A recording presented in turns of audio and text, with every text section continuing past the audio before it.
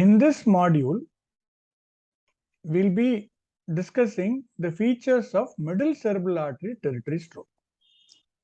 Middle cerebral artery is a very important territory as far as stroke is concerned.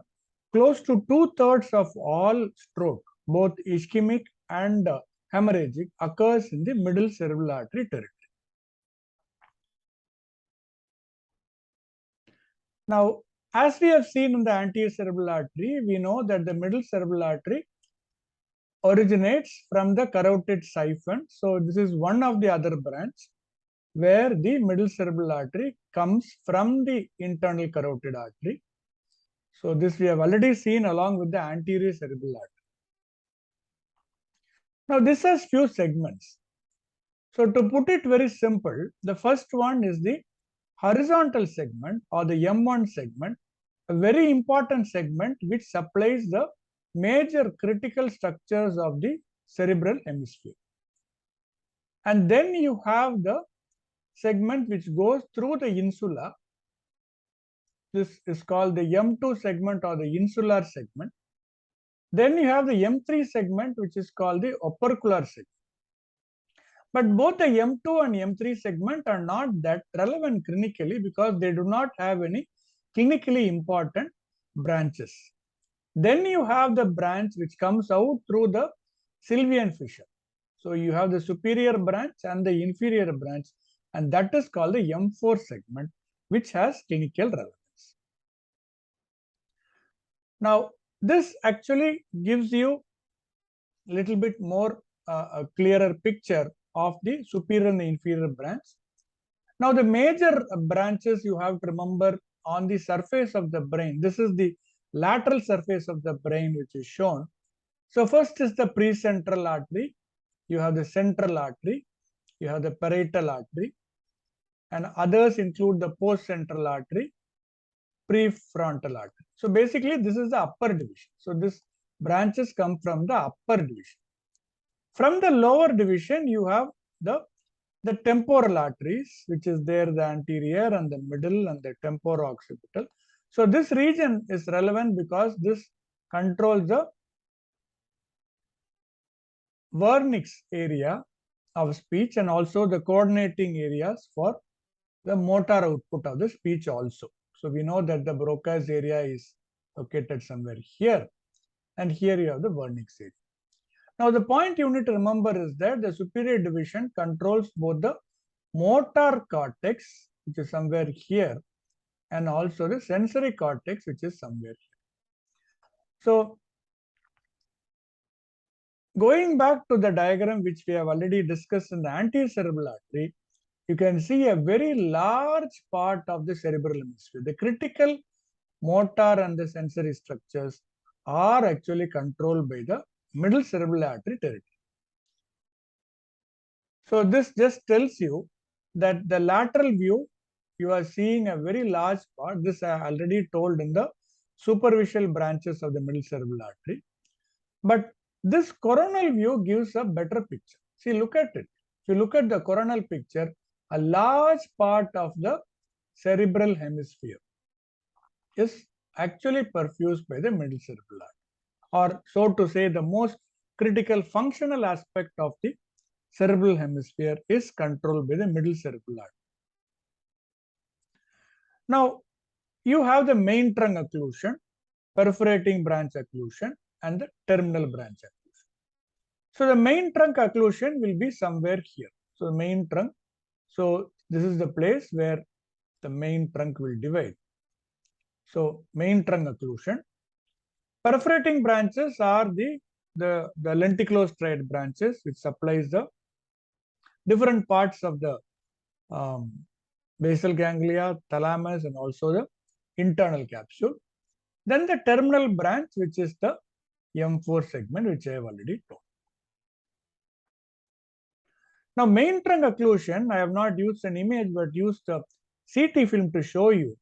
So when the main trunk is occluded, the entire thing, what we saw in the initial picture, so this entire area will get infarct.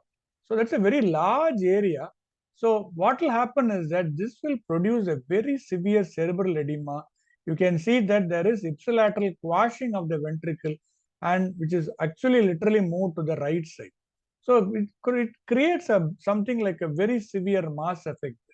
So these patients actually present to us with coma, such a, and they do not really respond even to the standard mannitol and other anti-edema measures, and quite often craniotomy is the only method by which you can actually make these patients survive.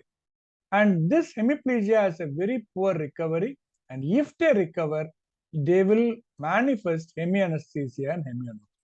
So rather than telling a localization part, these patients come with a very moribund neurological status, and only if some sort of a intervention is made, they really survive.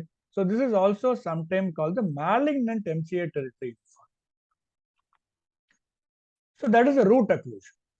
So now coming to the perforating artery occlusion, we know that the site of occlusion here, so which is also called the capsular infarction.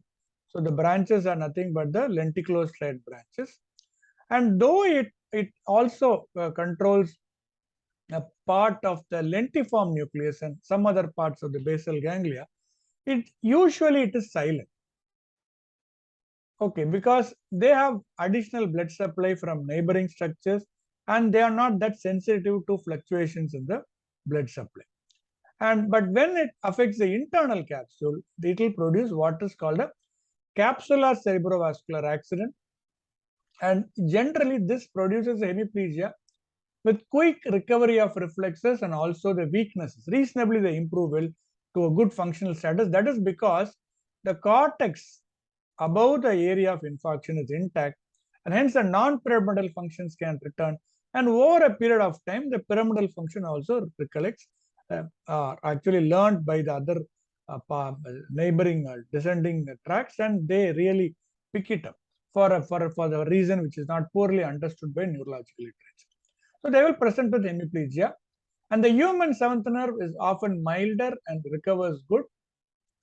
There will be a very transient palatal and tongue weakness secondary to involvement of the upper motor neuron fibers of these cranial nerves which come along from the cortex. So they generally have a good outcome with reference to a neurological sequel. So this is the perforating artery occlusion, the picture which you will get. Now the terminal branch occlusion,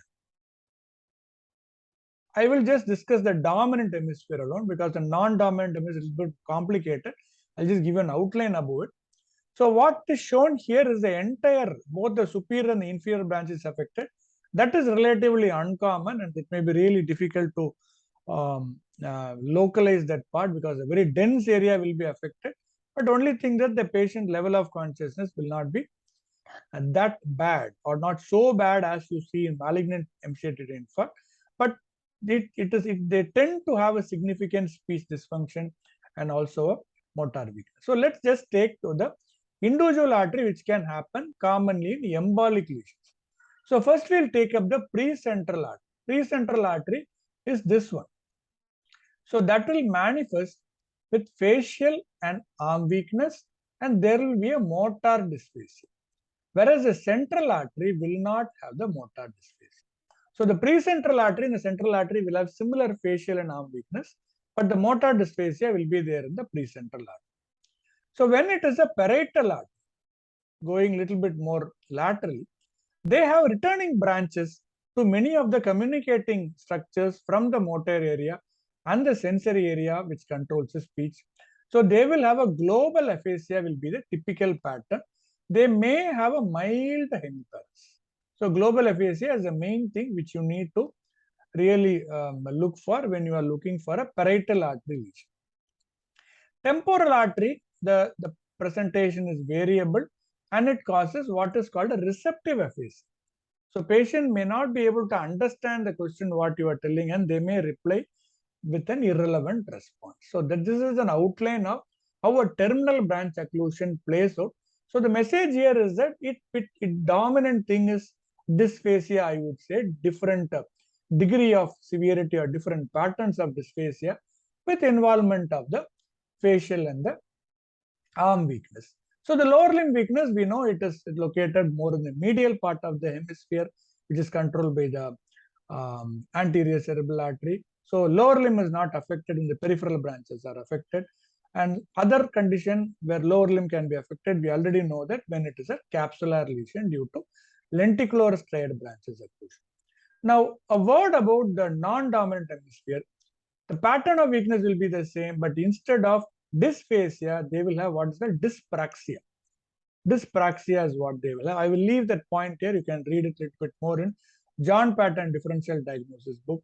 So this gives you an outline about how the clinical features of the root occlusion of the middle cerebral artery, the perforating branches, which is the lenticulo-striate branches, and the superficial branches occur. As I already told you, the M2 and the M3 segment, the insular and the opercular segment, does not have any great clinical localization value.